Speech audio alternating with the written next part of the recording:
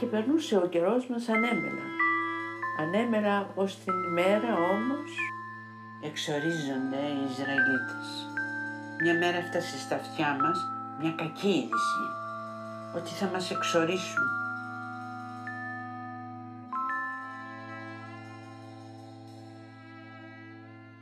Δεν θυμάμαι να έπαιζα εκείνο τον καιρό. Στο γκέτο δεν μπόρεσα να παίξω.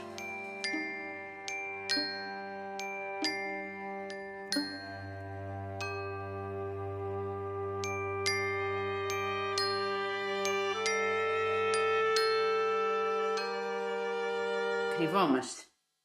Θυμάμαι τη μητέρα μου να μου ξυλώνει το άστρο που είχα στο πέτο του παλτού μου και ξεκίνησα. Και φοβόμουν πάρα πολύ, αυτό το θυμάμαι καλά. Φυσικά δεν φύγαμε με ένα πλοίο γραμμής, φύγαμε με ένα καΐκι παράνομα τελείως. Ο Ιάκωβος 9 χρονών, ο Έρμπερ 4,5 και εγώ 10,5. Άρχισα να αποχαιρετώ όλους τους δικούς μου. Τον μπαμπά μου, τη μαμά μου και τις θείες και τον παππού μου τους είδα για τελευταία φορά. Και νιώσαμε εκείνη τη στιγμή τι είπα να πει ο απόλυτος τρόμος. Ο απόλυτος τρόμος ότι έρχονται να σε πιάσουν. Η κοπέλα κατατρώμαξε, λέει τώρα την έπιασαν.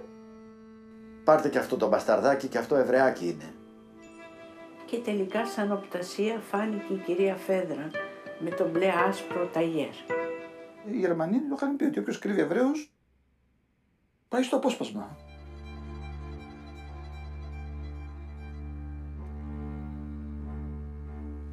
Αυτό είναι το μεγαλείο του ανθρώπου. Βλέπαμε Γερμανούς στο δρόμο, από το παράθυρο. Ναι, βλέπαμε. Μέσα από το τζάμι. Πολλές φορές τα βράδια την απομάκρυνση από τους γονείς και από όλο τον κόσμο μου έφεραν κάποια συγκίνηση, έκλαιγα.